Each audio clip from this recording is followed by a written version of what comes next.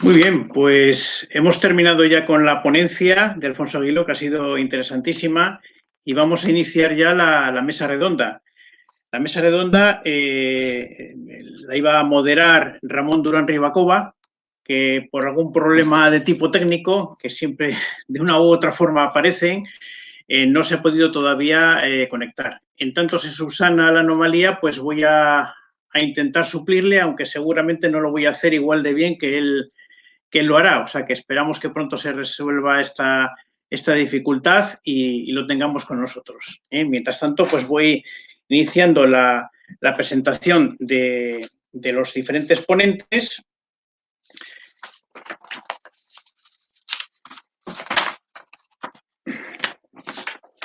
En primer lugar, tenemos a Ana Isabel Iglesias García Conde, que es profesora de educación especial. Lleva trabajando en esto, pues creo que toda la vida profesional. Lleva primero en un centro de educación especial en Castuello y posteriormente en Oviedo, donde es jefa de estudios. Es maestra especialista en pedagogía terapéutica y en audición y lenguaje, además de licenciada en psicología. Y según comenta, pues le fascina el mundo del autismo, por lo que se ha tomado especial interés en formarse en este tema, recibiendo e impartiendo formación y además tutelando un grupo de niños con autismo en la etapa de educación infantil. Además está casada y es madre de 5 hijos. Así que bienvenida, Ana. Y para que vayan haciéndose un poco composición del lugar y conociéndote nuestros oyentes y videntes, te voy a formular una primera pregunta. Y te la lanzo ya la primera pregunta, viendo que se ha incorporado afortunadamente Ramón Durán, y en el momento en que te haga la pregunta ya le dejo a Ramón con los trastos, que no son los trastos de matar, sino son los trastos de lidiar con una mesa que es fantástica. Ana, se habla de educación especial. ¿Y qué tiene de especial esa educación que no se puede encontrar en los llamados colegios ordinarios? ¿Qué tiene de especial? ¿Te refieres a qué tiene de especial lo que nosotros trabajamos en un centro de educación especial con respecto a un centro ordinario? Exacto. Jesús, es eso más o menos lo que me estás preguntando. Pues tiene de especial tanto el contenido, los contenidos que tenemos que enseñar a nuestro alumnado, como la forma que ellos tienen de aprender. Su forma de aprender, de la mayor parte de los alumnos y alumnas que tenemos en los centros de educación especial, es diferente. No es que aprendan cosas distintas, es que acceden al aprendizaje de manera diferente. Y como esto es así, el profesorado está obligado a conocer esa forma de acceder al aprendizaje que tiene nuestro alumnado. Y esto a veces se olvida, ¿vale? Siempre hablamos de adaptar contenidos, pero también hay que adaptar nuestra forma de enseñar. Muy bien, como me dijo a mí Jesús Hallado que tomaba los trastos, los tomo con mucho gusto. Yo quisiera iniciar, y lamento que ciertos inconvenientes informáticos me han llevado a retrasar la intervención. Quisiera comenzar felicitando a la Asociación Católica de Propagandistas por la iniciativa que está teniendo, y en la persona de Jesús Hallado mi agradecimiento por poder moderar esta mesa entre expertos de primera categoría. La segunda persona que va a participar, el segundo panelista, en realidad no compartimos una mesa, sino una pantalla. El segundo panelista es Víctor Petulla, que es un profesor universitario, casado, con 5 hijos. Es profesor titular de ingeniería, en concreto de ingeniería mecánica en la Universidad del País Vasco. Ha hecho un posgrado en matrimonio y educación familiar por la Universidad Internacional de Cataluña. Desde el año 2008 es presidente de la FAPAE, que es la Federación de AMPAs de Euskadi. Desde el 2008 es presidente, desde el 2018 es vicepresidente nacional de COFAPA, que es la Confederación de Padres de Alumnos, y desde el año 2019 es el presidente de EPA, que es la Asociación Europea de Padres. Como es evidente, la primera pregunta a él destinada es la relativa a los conciertos educativos. La máxima preocupación, creo que tienen los padres respecto a la acción de sus hijos, por cuanto es el modo de canalizar la libertad. Y en concreto también quería preguntarle sobre la demanda social y la implicación pública. Gracias, Víctor. Pues nada, muchas gracias, Ramón, por tu presentación y muchas gracias a la Asociación Católica de Propagandistas de Asturias por la invitación a estar hoy en este panel y haber podido escuchar la fantástica conferencia de Alfonso Aguiló antes nuestro. Pues sí, pues la verdad es que las familias estamos preocupadas con el tema de los conciertos. Como ya comentaba Alfonso, desde una perspectiva europea, pues los sistemas educativos son muy variados, cada uno un poco, vamos a decir, consecuencia de la historia de los distintos países, ¿no? Y ha habido hay actualmente distintas posibilidades de financiar la enseñanza no estatal, los centros educativos que no pertenecen al Estado, ¿no? Tenemos, por ejemplo, en Alemania, que existen unas deducciones del 100% en la renta respecto de todos los gastos educativos. Tenemos en Holanda, por ejemplo, que la Constitución holandesa recoge explícitamente el cheque escolar, o una cosa muy parecida, una herramienta muy parecida al cheque escolar, como medio de favorecer esa pluralidad educativa y esa posibilidad de elección por parte de las familias. Y aquí en España, pues lo que tenemos es el concierto educativo como esa herramienta para posibilitar que las familias tengan una mayor capacidad de elección. Quizá venga bien recordar que el concierto educativo fue introducido en España por el Partido Socialista, ¿no?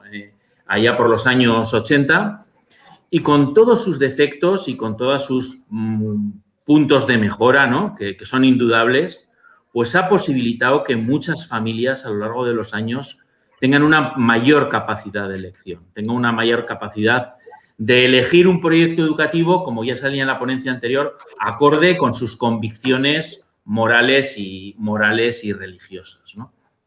En ese sentido, pensamos que el concierto es positivo, que el concierto se debe de mantener, que todo lo que reduzca esa posibilidad de acceder al concierto, lo que hace es segregar en la educación, en el sentido de que solo las familias con recursos económicos potentes van a poder elegir realmente la educación que quieren para sus hijos.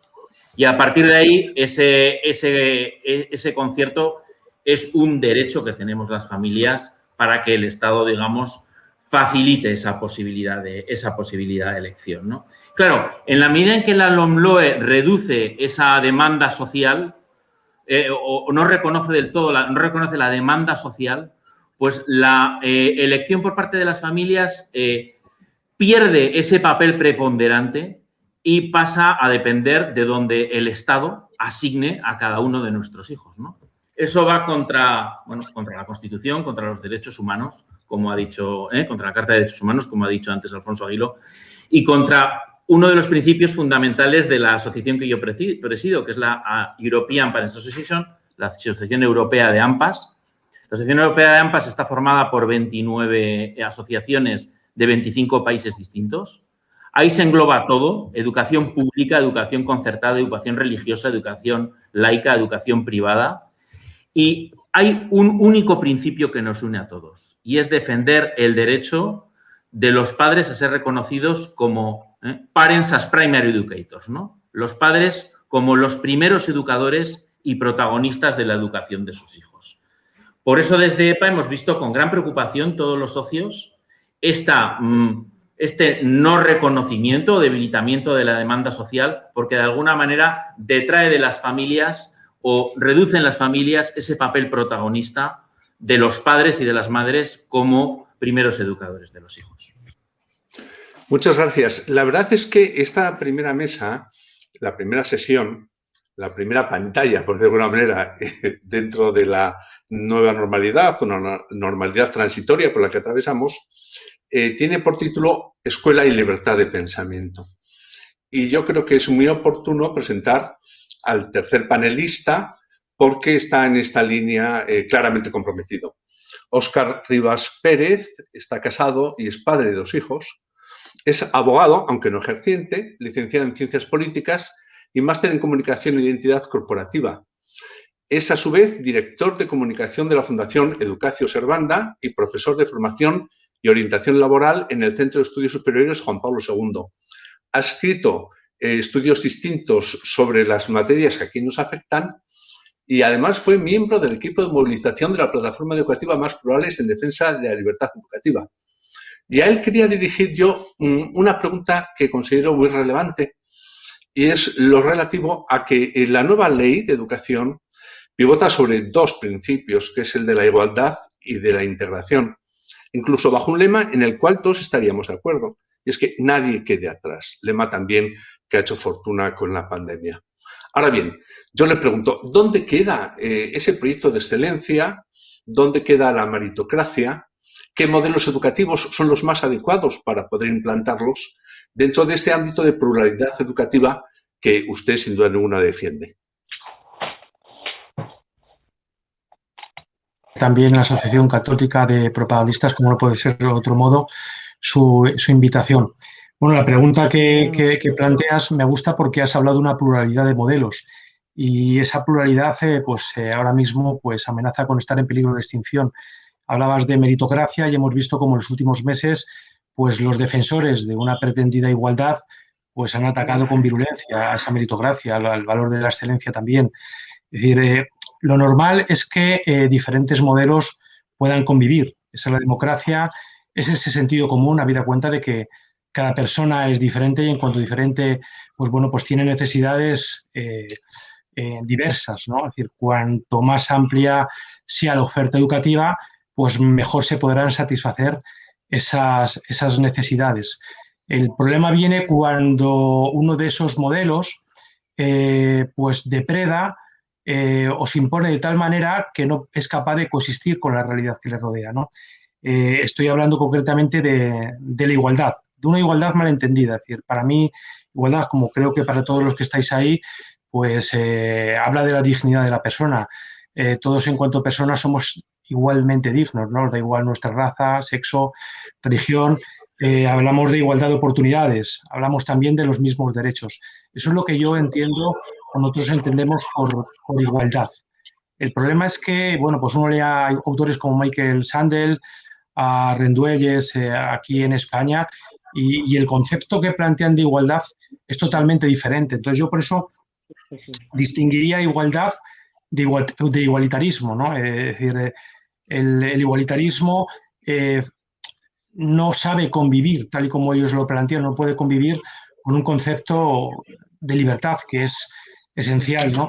Cuando hablamos de igualdad. La igualdad y la libertad han sido siempre complementarios, incluso se nutren el uno del otro, mientras que la igualdad es un concepto ideológico, propositivo, el igualitarismo que nos plantea esta propia ley CELA es impositivo.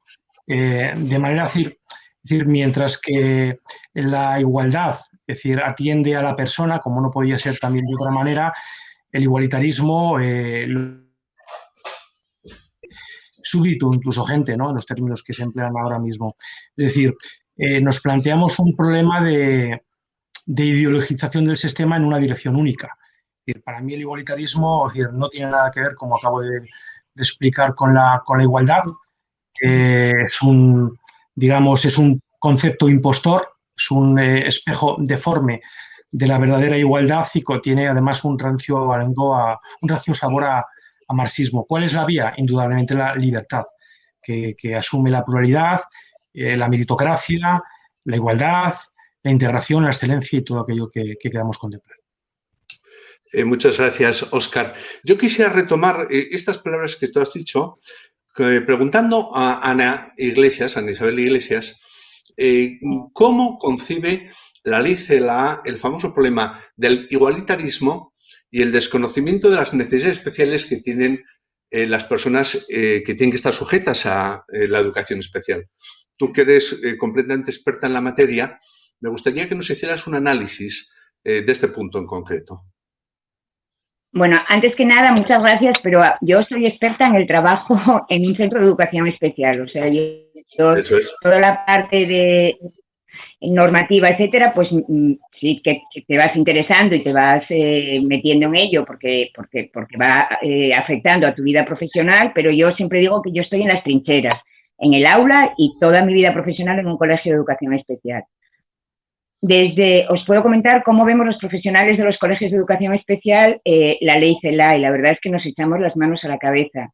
Realmente pensamos que ojalá a día de hoy los centros ordinarios pudieran acoger a muchos de nuestro alumnado, pero realmente tal y como está ahora mismo la escuela ordinaria, que además desde los centros de educación especial a veces se nos dice es que no la conocéis, la conocemos porque, no sé si sabréis, hay una modalidad que se llama la combinada, en la cual los alumnos, determinados alumnos, acuden en un periodo de la semana al centro ordinario y otros periodos están en el centro específico.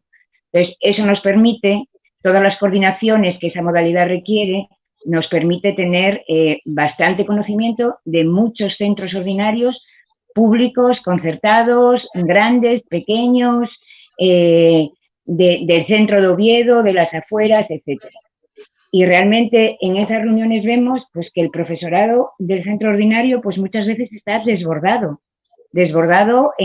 por no poder atender, como muchas de los profesionales querrían, al alumnado de necesidades educativas especiales. No por falta de voluntad, en muchos casos, sino por falta, primero, de formación. En la universidad, ahora mismo, la formación en educación especial, bueno, sí es verdad que hay una mención, que es una cosa nueva, pero falta mucha formación, por lo que os decía antes, porque no solamente hay que adaptar los contenidos, es que la forma, por ejemplo, de los niños y niñas con autismo, su forma de aprender es diferente, tiene un estilo cognitivo y un estilo perceptivo distinto, y no me puedo empeñar en hacerlo como con los demás, ¿no? Entonces, falta formación, faltan recursos humanos y recursos materiales también.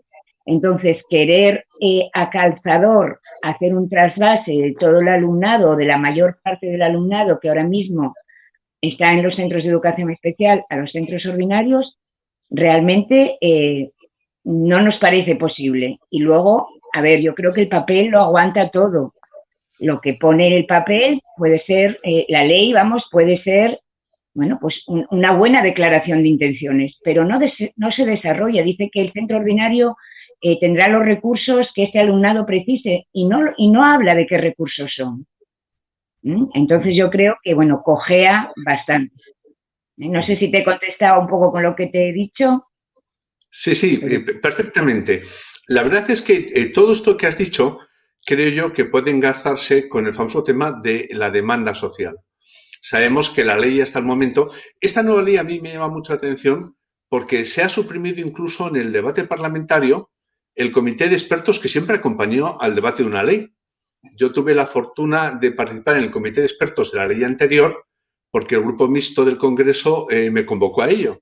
Pero en esta ocasión hubo más de 50 expertos. En esta ocasión prácticamente se ha querido eliminar. ¿Por qué? Porque acaso no se quieren enfrentar a uno de los problemas que plantea ese ámbito normativo. Por ejemplo, el problema de la demanda social. Claro, si yo elimino la demanda social, seré muy capaz también de, en cierta manera, hacer truco sobre la educación especial, porque quiero otro tipo de educación, digamos, más inclusiva, pero ¿qué efectos puede tener esto en, digamos, la educación no especial, la educación ordinaria? Como padre de familia y como pensador, Víctor y Óscar, ¿qué opináis al respecto? Sí, de alguna manera, bueno, es un poco lo que la ministra dijo en aquella célebre frase de los niños no son de los padres, ¿no? Es decir, en el momento en que de alguna manera se elimina la demanda social, se quita a la familia la posibilidad de decidir a qué centro educativo se manda y se confía al niño en una organización, digamos, puramente administrativa, donde el niño va a ser asignado allí donde haya una plaza escolar libre, ¿no? Con lo cual, eso ya desde el punto de vista de los derechos de las familias y de los derechos de los niños es sumamente grave, ¿no? pero también es sumamente grave desde el punto de vista del éxito escolar, ¿no? Y de la lucha contra el fracaso escolar. Hay numerosos estudios en España y en toda Europa que demuestran que el factor clave para el éxito escolar no es el factor socioeconómico, como muchas veces se dice, ¿no? El nivel socioeconómico de la familia, sino que es la identificación de la familia con el proyecto educativo del colegio, ¿no? En la medida en que la familia, los padres y las madres están muy identificados con el proyecto educativo del colegio, se implican más en la educación, trabajan más conjuntamente con el profesorado del centro y el éxito educativo está mucho más garantizado y se consigue de una manera mucho mejor. En el momento en que el hijo o la hija está en un centro educativo en el que con el que los padres no se sienten identificados, ese remar juntos entre familia y colegio, ese remar juntos de toda la comunidad educativa tan necesario, se ve muy debilitado, ¿no? Y en ese sentido, pues esto no favorece en ningún caso el éxito educativo. Por eso también nosotros desde EPA vemos importante no solo favorecer esa libertad de elección, por supuesto, en todo lo que tiene que ver con la escuela concertada y con la escuela privada, sino también en la escuela pública, ¿no? En otros países europeos hay una muchísimo más amplia variedad de proyectos educativos dentro de la escuela pública. No es una escuela pública monolítica, no es una escuela pública de modelo único. Y, por lo tanto, también dentro de la escuela pública se permite elegir entre distintos proyectos educativos. Para ello, claro, esa demanda social debe de ser uno de los principios rectores de cara a la asignación de plazas. Esta ley va absolutamente en sentido contrario, ¿eh? No solo refuerzo esa escuela pública monolítica de proyecto educativo único, sino que debilito esa capacidad de elección dentro de la escuela concertada que de alguna manera venía a suplir ese déficit que presenta la escuela pública española a día de hoy. Sí, ¿quiere añadir algo, Óscar? Retomaría con el inicio de las palabras de Víctor, ¿no? Que me parecen sustanciales, ¿no? Aquellas de la administración en la que decía que los hijos no son de los padres.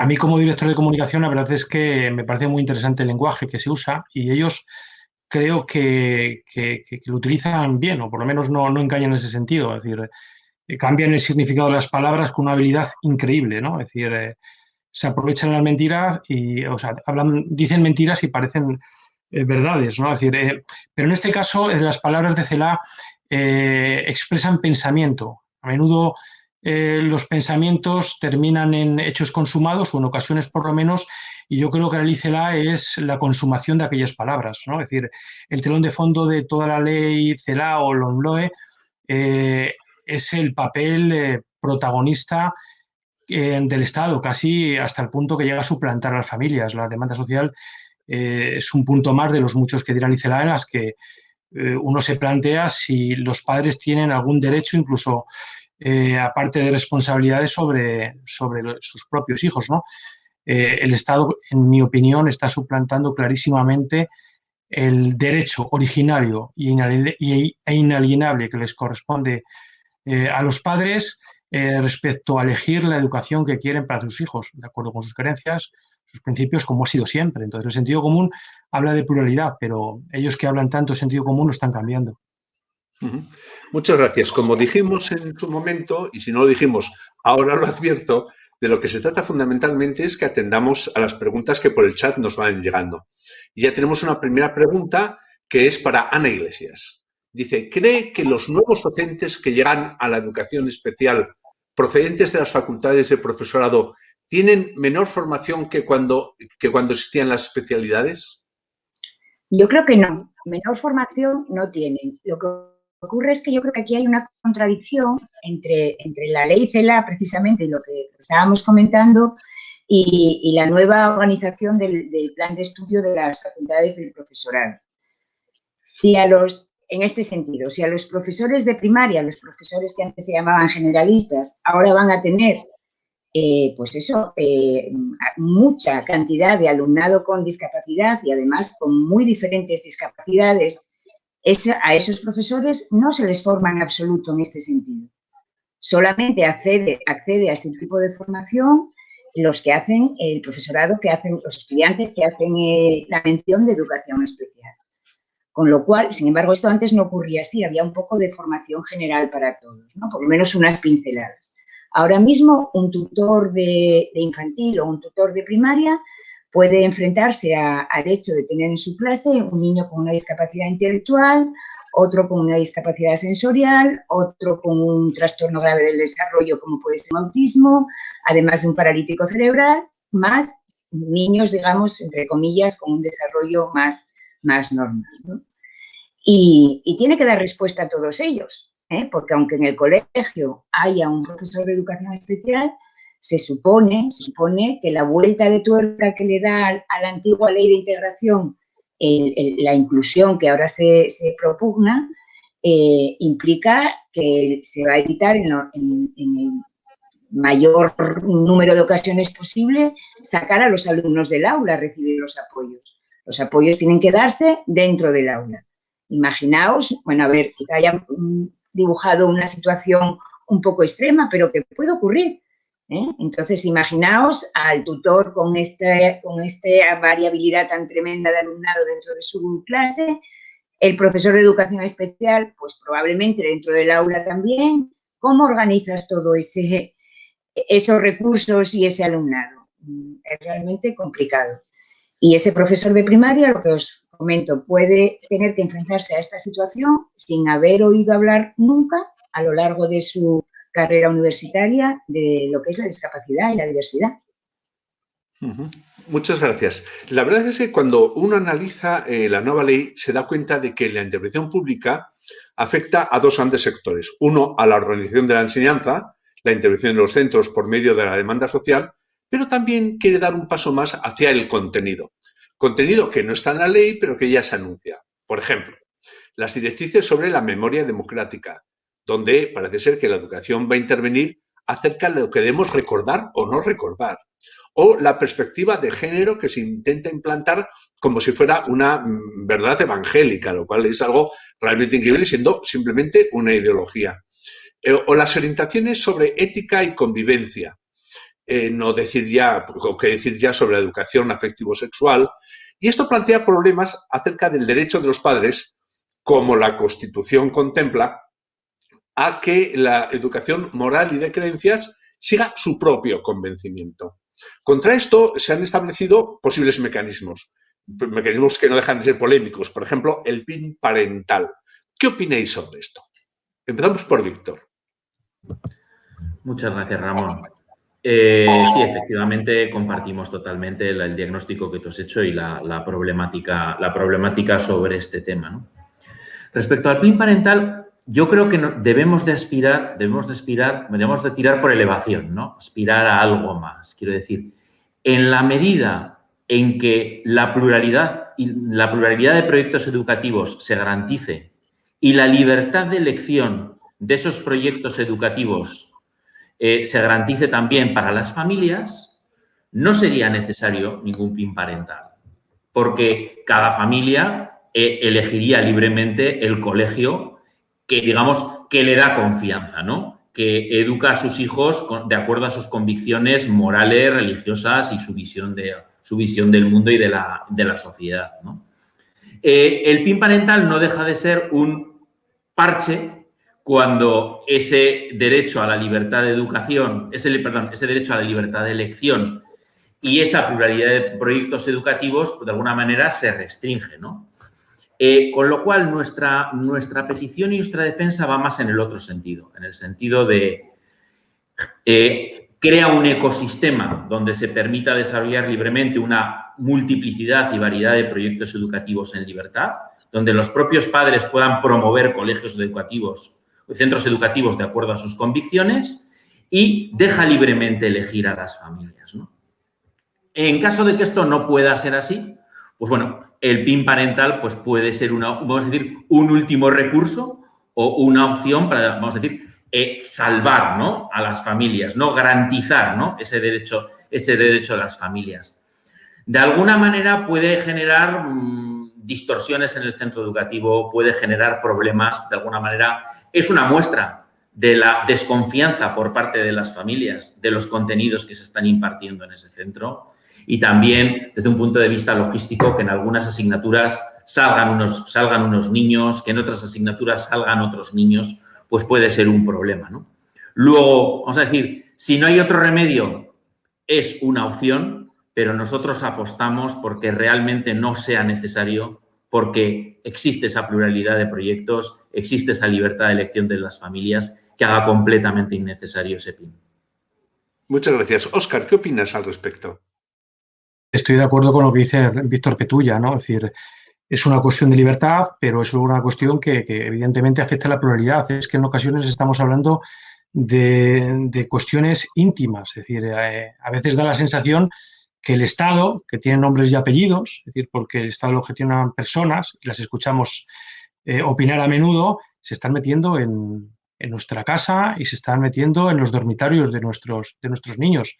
Y a mí eso me causa terror, ¿no? Porque muchas veces esas cosas que oigo, insisto, el Estado no es un ente etéreo, sino que lo gestionan personas con nombres y apellidos y con opiniones muy claras que a menudo se contraponen a las que yo, por ejemplo, tengo y a las que enseño en mi casa a mi hijo, pues hombre, a mí me parece aterrador. Entonces yo creo que los derechos, o sea, los padres efectivamente, en cuanto no se respete esa pluralidad a la que se refería Víctor Petulla, tienen el legítimo derecho a proteger a sus hijos, ¿no? Porque los hijos sí son de los padres. ¿Quién va a querer más que un hijo y quién puede querer más a un hijo que un padre y que una madre? Es indudable. Muy bien. Como yo prometí que seguiría las preguntas que proponga el público, en cuyos hogares nos hemos colado de esta manera telemática, lanzan una pregunta general que puede iniciarla quien de vosotros quiera. Dice, ¿es la ley CELA una sentencia de muerte para la educación diferenciada? Lo cual nos lleva primero a hablar de la educación diferenciada. ¿Quién se anima con la pregunta? Es una pregunta peligrosa que la planteé yo porque mi intervención en el Congreso de los Diputados fue hablar de la educación diferenciada, sobre todo a la vista de la sentencia del Tribunal Constitucional y de muchos tribunales europeos, como antes ha dicho Víctor, donde la educación diferenciada no es un tipo de educación, sino es un método educativo y, por tanto, tan válido como otros. Pero os doy la palabra. Víctor. Muy bien. Yo creo que la ley CELA, como ya ha salido muchas veces, es una agresión a la libertad de elección de las familias. La educación diferenciada es un modelo más. Es decir, está el modelo mixto, está el modelo dual, está el modelo diferenciado. Todos válidos, todos legítimos. Entiendo que cada uno con sus ventajas y con sus inconvenientes, ¿no? La educación diferenciada a día de hoy ha sido respaldada por una sentencia del Tribunal Constitucional. Esto Ramón sabe mucho más que yo, ¿no? Pero que reconoce que es una enseñanza totalmente válida y no discriminatoria y que debe de ser financiada en igualdad de condiciones. Y por lo que las noticias que tenemos desde las asociaciones de padres, ¿no? Pues tanto el recurso de inconstitucionalidad presentado por el Partido Popular como el recurso de inconstitucional presentado por Vox, recogen este tema y, vamos a decir, ponen en valor la educación diferenciada y piden que se reconozca el derecho a ser financiada en igualdad de condiciones que los otros modelos. Bien, ¿la ley CELA puede ser una sentencia de muerte? Bueno, algunos confiamos en que el Tribunal Constitucional se pronuncie lo antes posible y declare como muchos de los artículos o incluso toda la ley como inconstitucional y, por lo tanto, esa ley no se llegue a aplicar a lo largo de los años. Pero yo también pienso que podemos hablar, voy a abrir un poco el foco, ¿no? Podemos hablar de la educación diferenciada o podemos hablar de cualquier otra cosa. La verdadera sentencia de muerte es la falta de respaldo por parte de las familias a un determinado modelo educativo y la pérdida de confianza en ese modelo educativo. En la medida en que las familias apuesten por un modelo, sea este o sea cualquier otro, ese modelo acabará sobreviviendo porque realmente existe esa demanda social y antes o después esa demanda social tendrá que ser reconocida. Muy bien. Óscar. suscribo las palabras de Víctor, ¿no? Pero realmente, es decir, en la escuela, en los colegios católicos hay 3 grandes modelos: el modelo mixto, el modelo diferenciado y el modelo dual, que es el que, por ejemplo, tienen 2 de nuestros colegios. La Fundación Educador de Servanda gestiona los colegios Juan Pablo II. Hay 7 en toda España, 5 de ellos son mixtos, 2 son duales, es decir, no hay ninguno diferenciado. El modelo dual acoge, creemos que lo mejor de uno y de otro, pero es decir, no siendo nuestro modelo diferenciado, desde luego es una opción legítima y respetable, ¿no? Es decir, y como dice Víctor, es decir, si hay gente que la demanda, es decir, y esta gente son los padres, hay familias que acogen ese modelo y les parece óptimo, hay que respetar ese derecho. Una vez más, ¿quién es el Estado para decirle a los padres lo que deben hacer o no deben hacer con la educación de sus hijos, ¿no? Es decir, es una intromisión permanente. Es decir, yo no soy tan optimista de decir en este punto como Víctor. Es decir, conocemos modelos depredadores realmente agresivos en las que el Estado se acaba imponiendo de una manera visceral a los deseos, a las necesidades y a las exigencias de la sociedad civil, ¿no? Y bueno, pues ¿cómo lo hacen? Pues con la estrangulación de esos modelos, ¿no? Desaparece y al final los padres no tienen mucho que hacer. Es decir, no voy a mencionar países, pero bueno, los hay y los estamos escuchando cada día. Entonces, yo creo que la sociedad civil tiene que reaccionar. Es decir, como decía Ana, la ley CELA es ante todo una agresión a la libertad, una agresión a la pluralidad, una agresión a los derechos y libertades básicas de las familias, de los padres e incluso de los hijos, que no olvidemos, también son víctimas de esa agresión, porque se les está introduciendo por la fuerza, es decir, opciones que tampoco ellos están en muchas ocasiones en edad de elegir, ¿no? Entonces yo creo que aquí es fundamental y puedo abrir también sobre la mesa otra cuestión, que es el papel que debe desarrollar la sociedad civil, ¿no? Como explicamos en un momento dado, pues el otro día Víctor también comentaba que había estado en las movilizaciones, aquellas de finales de año, Ana Iglesias supongo que también, y nuestros colegios por supuesto que sí. Y ahí se demostró que cuando la sociedad civil reacciona, cuando la sociedad civil despierta, es decir, consigue cosas. Es decir, con más plurales se consiguieron muchas cosas. Alguien puede decir, bueno, pero al final se aprobó la ley CELA, ciertamente. Pero de hecho el gobierno tuvo que precipitar esa aprobación porque estaba suponiendo un coste social importante para ellos, ¿no? Hasta ese momento, es decir, el confinamiento les había preservado de cualquier movimiento social y ese confinamiento no impidió que la gente saliera a las calles en coche. Es decir, creo que es importante que la gente, que las familias, que los abuelos, que también forman parte de esa familia, no nos olvidemos, es decir, se den cuenta o tomen conciencia de que su voz ha de ser escuchada, porque si no la escuchan, el Estado, con el gobierno que sea este o de otro color, entenderá que tiene un cheque en blanco para hacer lo que quiera y que el coste es gratis, ¿no? Entonces, pongo sobre la mesa esta cuestión, ¿no? El papel que ha de desarrollar la sociedad civil en situaciones de agresión como esta. Muy bien. Ana.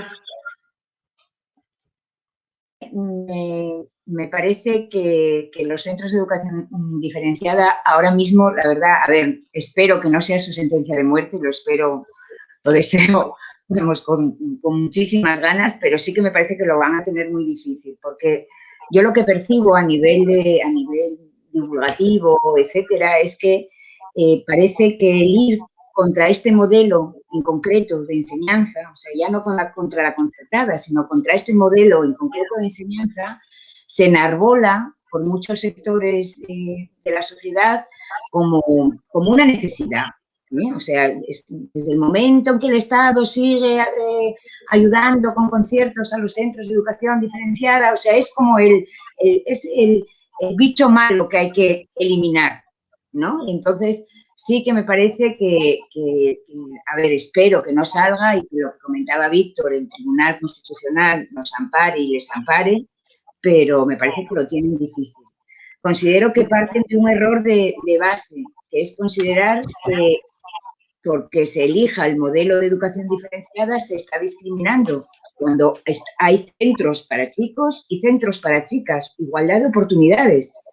Lo que pasa que los padres, las familias que optan a este tipo de modelo, por las razones que sea, que a nadie nos tenemos por qué meter en eso, por las razones que sea, consideran que se aprende mejor o que les gusta más este tipo de de colegios.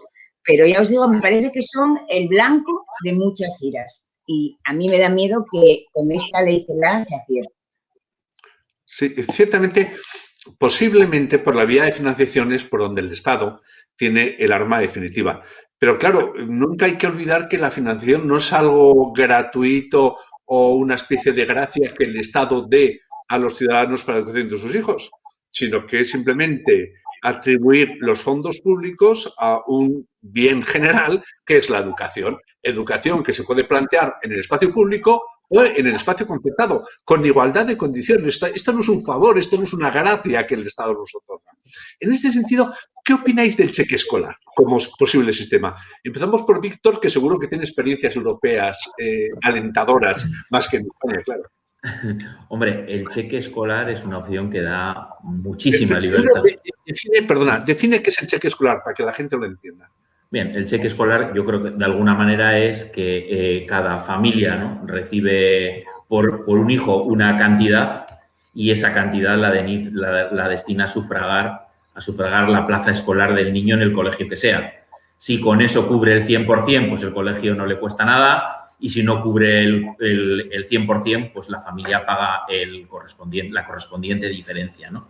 Pero es como que el niño, digamos de alguna manera, el niño en su mochila lleva una asignación por parte del Estado para cubrir parte de sus gastos escolares, ¿no? Hombre, la realidad, yo la experiencia que más conozco es la experiencia holandesa, donde, como comentaba antes, el cheque escolar está reconocido explícitamente en la Constitución holandesa, ¿no? Luego tiene, digamos, un respaldo legal grande, total, y lleva muchos años implantado. La realidad, después de muchos años de implantación del cheque escolar en Holanda, es que Holanda es precisamente el país europeo con una mayor pluralidad educativa. El país europeo donde se han desarrollado más proyectos educativos distintos y variados, que dan un elenco grande de posibilidades de elección a las familias.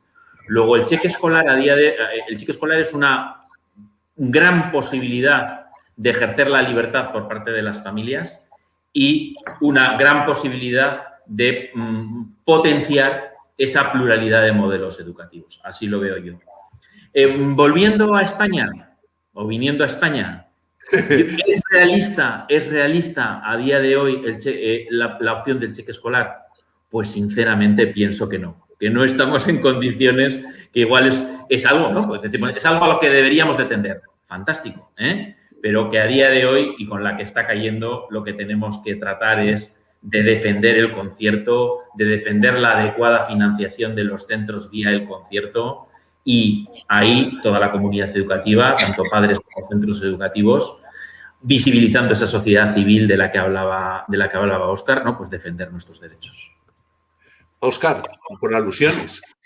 Bueno, a ver, la verdad es que a nosotros nos gusta mucho el cheque escolar. Es un sistema ecuánime, es decir, que además allí donde se practica ofrece resultados, no hay ningún tipo de conflictos. Víctor está más al tanto que yo, pero creo que pone de acuerdo a familia y a administraciones también equitativas, ¿no? Es decir, lo que pasa es que, como bien dice Víctor, creo que debemos tener un componente de realismo, ¿no? Es decir, está bien profetizar sobre las nubes, pero a veces hay que morder la manzana, y el problema es que no nos dejan morderla tampoco, ni mínimamente. Es decir, creo que debemos defender lo que tenemos, debemos buscar más autonomía para los centros, es nuestra opinión. Creo que si se reivindica libertad, lo que hace falta en el sistema actual es más libertad, pero desgraciadamente la dirección en la que nos lleva el ICELA va en sentido contrario, ¿no? Es decir, más encorsetamiento, más intervencionismo. Es decir, en algunos aspectos incluso me atrevo a decir que la ley podría ser totalitaria, puesto que expulsa aquello que no le gusta. Es decir, antes Ana y Víctor y yo pues hablábamos del modelo diferenciado. Es decir, como os decía antes, no es mi modelo, pero es decir, una ley como la ley CELA, que separa a las familias o quiere separar a las familias de la educación de sus hijos, no podría considerarse segregadora. Es decir, por utilizar términos no contundentes como ellos lo hacen, ¿no?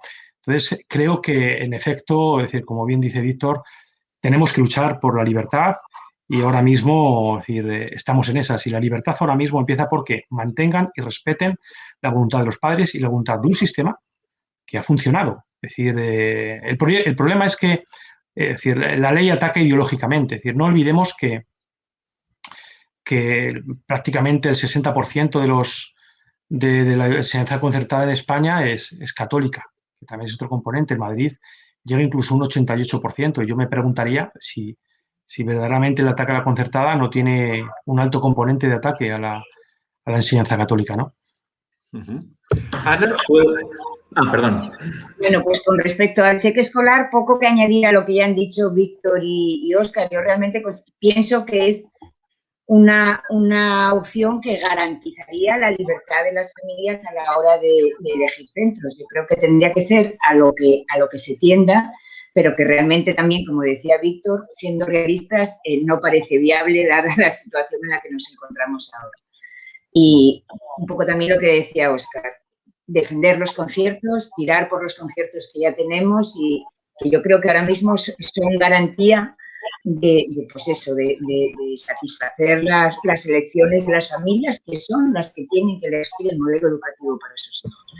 Poco más que añadir. Ojalá estuviéramos en disposición de poder ponernos todos a hablar del cheque escolar, ojalá, pero me parece a mí que está difícil. A ver, Víctor. Sí, perdona, que te que habías acabado. No, esto es mucho más dinámico y así la gente ve que esto no digo, por comentar, ¿no? Cuando le he oído a Óscar, ¿no? Que decía, bueno, pues, que es una ley totalitaria, bueno, que en algunos aspectos puede ser totalitaria y demás, ¿no? Bueno, yo resido en Bilbao, aquí en el País Vasco, ¿no? En el País Vasco la realidad es que el 50% de la enseñanza es pública y el 50% de la enseñanza es concertada. Estamos 50-50, exactamente.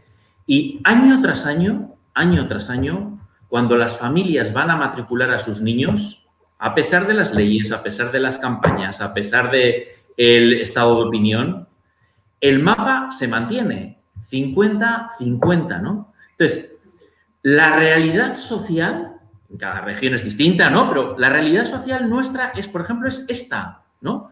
Y se quiere aprobar una ley que va contra la propia realidad social, contra lo que año tras año las familias libremente eligen, ¿no? Entonces, en ese sentido, efectivamente, es totalitario. Es decir, en lugar de reconocer la realidad y tratar de, vamos a decir, soportarla, mejorarla, impulsarla, lo que se quiere hacer es, desde arriba, cambiar por aspectos puramente ideológicos, cambiar los mapas educativos y no posibilitar a las familias que elijan lo que realmente quieren elegir.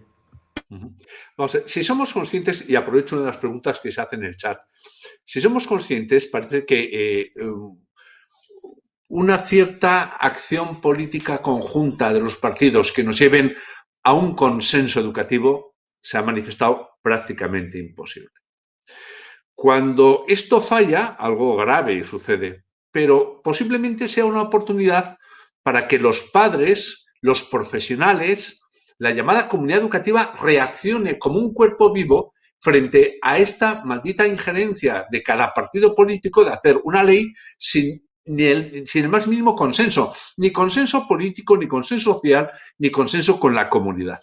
Ana, ¿cómo ves que el protagonismo vaya a los padres? Que la educación deje de ser, prácticamente decía uno en el chat, un parque de atracciones o una oportunidad para interactuar políticamente en la sociedad y llevarse el gato al agua, cuando el gato es de todos, o sea, no hay que llevar ningún gato a ningún agua. ¿Qué opinas, Ana? A ver, yo opino que la opinión y la actuación de las familias tiene que ser fundamental. Y además, a ver, yo considero, hay una pregunta que me comentaba, leía aquí ahora mismo, el tema de las AMPAs. Yo creo que las AMPAs tienen que fortalecerse muchísimo y hacerse muy presentes en lo que es la vida de los centros educativos. No puede ser que el AMPA de un colegio solamente se dedique a organizar la fiesta de fin de curso. No puede ser. A ver, yo me llevo la cosa a mi terreno, pero se ve, de verdad, parece un poco... No quiero ridiculizar a nadie, de verdad, todo lo contrario. Al contrario, quiero ponerlos en valor, porque su opinión es fundamental. Estamos trabajando y estamos modelando a sus hijos y a sus hijas. Tienen que estar continuamente, tienen que tener un protagonismo vamos, de primera línea dentro de lo que es los colegios y la vida de los colegios. No vale con ir a un consejo escolar una vez al trimestre a aprobar los presupuestos. No es suficiente. Tienen que estar a pie del cañón, continuo. Tiene que ser una labor continua. Y la verdad que, a ver, yo no puedo decir ahí que conozca muchas AMPAs de muchos centros, pero sí que me da la impresión que a veces tienen un papel muy poco relevante. Quizá porque el colegio no les deja participar más o quizá por desgaste. También puede ser. Pero sí es cierto que en algunos colegios las AMPAs brillan por su ausencia. Óscar, Óscar, tú que tienes una probada experiencia en el activismo, cuéntanos. Bueno, yo puedo contar efectivamente, nuestra experiencia, es decir, precisamente con el movimiento de Más Plurales, ¿no? Con esa plataforma, es decir, Ana ha dado un punto clave y es el compromiso que tienen los padres con los colegios y los colegios también son recíprocos en ese compromiso, ¿no? Nosotros pensamos que los padres es que más que el derecho tienen obligación de participar en la vida escolar, en la vida diaria. Es decir, es que es esencial. Es decir, padres, dirección, claustro, es decir, han de ir necesariamente en la misma dirección. Si no es así, es que algo está fallando. Es decir, por responder a tu pregunta, Ramón, pues hombre, nuestra experiencia es gratamente positiva en ese sentido porque os diré que han sido las propias APAs las que han movilizado a las familias como representantes que son de todas las familias, ¿no? Entonces tenemos en conjunto más de 4.500 familias y la respuesta fue máxima. Nosotros simplemente lo que hicimos es secundar. Es decir, la dirección tiene un papel, el claustro tiene un papel y las familias, a través de representantes, tienen un papel, ¿no? Y las AMPAs desarrollan, en nuestro caso, de manera excelente ese papel. De hecho, aprovecho la ocasión para darle las gracias. Pues, hombre, Víctor. Sí, no, comentabas, Ramón, bueno, muchas gracias, es lo que nos toca a todos, ¿no? No, lo comentaba Ramón el tema de la falta de pacto educativo. Claro, es que, bueno, yo creo que efectivamente comparto el diagnóstico, ¿eh? A día de hoy en España es imposible un pacto educativo, pero no debemos de cejar de reclamarlo y de trabajar porque en algún momento se produzca, ¿no? Nosotros que desde EPA tenemos mucho contacto con la Comisión Europea y con los parlamentarios europeos, ¿no?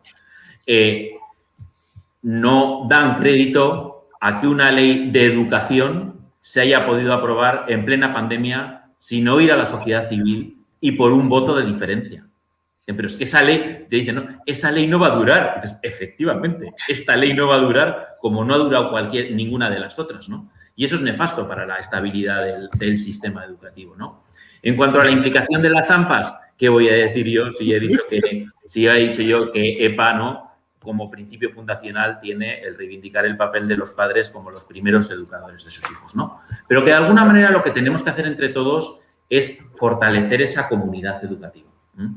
¿Quién es la que forma la comunidad educativa? Pues yo voy a poner hasta un orden, ¿no? Yo creo que en un colegio lo primero deben de ser los padres, luego los profesores y luego los alumnos, en el sentido de que los padres son los que deben de promover, los que deben de transmitir lo que quiera el colegio y a partir de ahí tener una colaboración muy leal y remar en la misma dirección que los profesores para garantizar el éxito educativo de los alumnos, ¿no? Y yo creo que todos tenemos que entonar un poco el mea culpa. Hay veces que ha habido comodidad por parte de las familias y el AMPA, como dice Ana, con toda la realidad del mundo, en el mejor de los casos se ha visto como algo para organizar la fiesta de fin de curso y en muchos otros casos se ha visto como algo de lo que solo te acordabas cuando tenías una queja contra el colegio, ¿no? Bien. Y ahí tenemos que ver las AMPAs como una herramienta para apoyar al colegio, para defender al colegio, para trabajar junto con el equipo directivo. Y también quizá por parte de los equipos directivos a veces se ha podido ver a los padres como clientes, ¿no? Simplemente que me dejan al niño, y cuando pasa la puerta, en el buen sentido, es mío, pero que el padre no se meta, ¿no? Y ahí se ha perdido un poco a veces esa oportunidad de colaboración. Yo creo que todo esto, estas crisis son oportunidades de mejora. Todo esto nos ha despertado a todos. Más Plurales es el ejemplo más claro de movilización de la sociedad civil y que a partir de ahora tenemos que reforzar ese camino juntos entre AMPAs y centros educativos, entre padres y profesores, para conseguir esa educación que queremos para todos nuestros hijos. Permíteme, Ramón, que haga un apunte con el pacto educativo, porque creo que efectivamente es una necesidad. En efecto, la realidad que tenemos hoy se aleja mucho del pacto educativo, casi ni se puede vislumbrar, pero creo que, una vez más, aquí también el papel de la sociedad civil es relevante, ¿no? Es decir, vienen unos partidos, se van otros, no llegan nunca a acuerdos, les votamos cada 4 años, en el mejor de los casos, y se acabó, ¿no? Yo creo que aquí la sociedad civil en su conjunto y, por supuesto, la comunidad educativa también tiene mucho que decir, ¿no? No debemos cejar bajo ningún concepto en el empeño de buscar ese pacto educativo. Es decir, es que eso es lo que llevaría a la normalidad educativa que nos falta desde hace 4 décadas, ¿no? Entonces, insistir en eso. Y ahí tenemos otra vez los ciudadanos que decir mucho decir, porque es que si no, nos convertimos en súbditos, ¿no? Que acatan y se acabó. Vamos a ver, la verdad es que estamos ya un poquito mal de tiempo, pero no quisiera acabar sin haceros una última pregunta. Mirad, yo soy un hombre de leyes, por tanto soy escéptico absolutamente de las leyes. Quiere decir que el problema no son las leyes. Hay leyes malas, hay leyes buenas, pero todas son transitorias. Por tanto, yo creo que el gran valor que tiene esto de fondo es el planteamiento de una pregunta que además está en el chat. ¿Para qué educamos? ¿Sabemos para lo que educamos? Empezamos por Ana. Tenemos una filosofía clara de lo que es la educación. Yo, siendo un poco práctica, respondería a esta pregunta refiriéndome a mi campo, ¿vale? Porque es el que conozco. Nosotros, en un centro de educación especial, educamos para conseguir que nuestro alumnado pueda desenvolverse de la forma más normalizada posible en los entornos habituales para cada uno de ellos. Y por eso vamos a orientar toda nuestra enseñanza a la adquisición por parte de ellos de habilidades funcionales que les permitan desenvolverse con la mayor autonomía posible. Nosotros educamos para eso. Esa es la funcionalidad.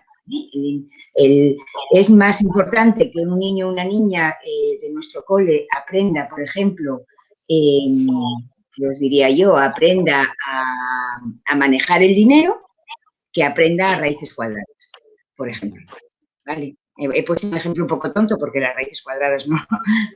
Quiero decir, aprendizajes funcionales que les valgan para desenvolverse, que puedan, en la medida de sus posibilidades, que todos van a poder, pero que puedan ir a una cafetería, que sepan permanecer en la fila del pan, que puedan, cosas que les valgan para la vida diaria, ¿vale? Y cosas mucho más básicas, como pueden ser hábitos de aseo, hábitos de alimentación, etc.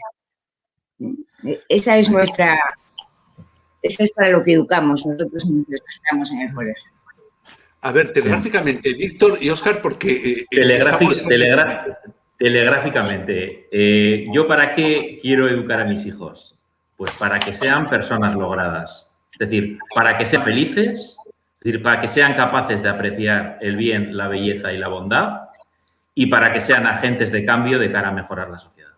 Eso es. Óscar. Exactamente. Es decir, ellos son el futuro y en sus manos está que el mundo que les dejamos revuelto sea mejor, sin duda. Muy bien, la verdad es que empezábamos esta primera sesión sobre escuela y libertad de pensamiento, tratando la libertad. Y la libertad para un cristiano es tan importante que solo se accede a ella por la verdad. La verdad es lo único que nos va a hacer libres. Y en esta sesión yo he aprendido mucho, agradezco enormemente toda la corriente de pensamiento y de verdades que me habéis hecho llegar. Y, sinceramente, las leyes pasarán. Y esperemos que esta, en la medida posible, o se mejore o pase, y pasará. Así que nada más, ya ha sido un placer.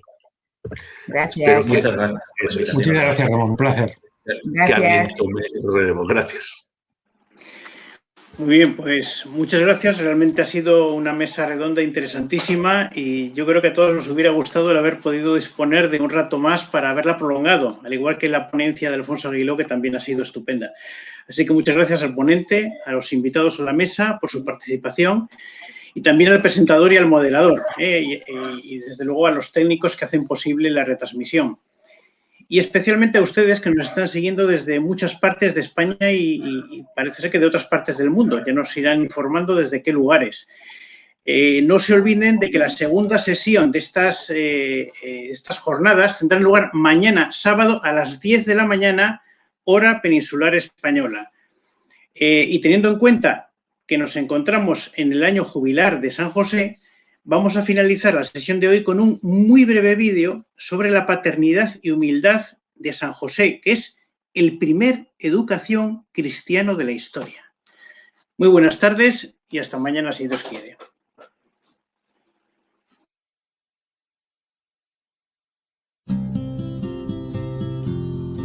San José, que para Jesús es la sombra del Padre Celestial en la tierra, lo auxilia, lo protege, no se aparta jamás de su lado para seguir sus pasos.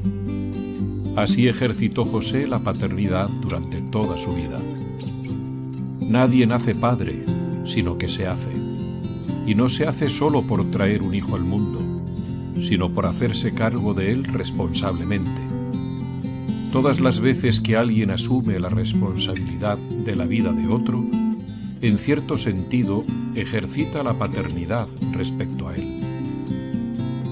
En la sociedad de nuestro tiempo, los niños a menudo parecen no tener padre.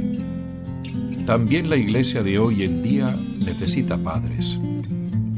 Ser padre significa introducir al niño en la experiencia de la vida, en la realidad, no para retenerlo, no para encarcelarlo, no para poseerlo, sino para hacerlo capaz de elegir, de ser libre, de salir. La lógica del amor es siempre una lógica de libertad, y José fue capaz de amar de una manera extraordinariamente libre. Nunca se puso en el centro. Supo cómo descentrarse para poner a María y a Jesús en el centro de su vida. Cada niño lleva siempre consigo un misterio, algo inédito que solo puede ser revelado con la ayuda de un padre que respete su libertad. Un padre que es consciente de que completa su acción educativa y de que vive plenamente su paternidad solo cuando se ha hecho inútil, cuando ve que el hijo ha logrado ser autónomo y camina solo por los senderos de la vida, cuando se pone en la situación de José, que siempre supo que el niño no era suyo, sino que simplemente había sido confiado a su cuidado.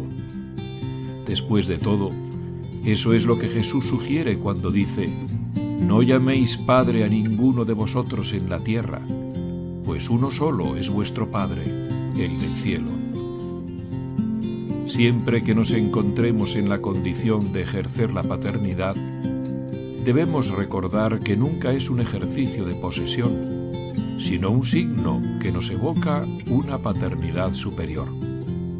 En cierto sentido, todos nos encontramos en la condición de José, sombra del único Padre Celestial, que hace salir el sol sobre malos y buenos y manda la lluvia sobre justos e injustos, y sombra que sigue al Hijo.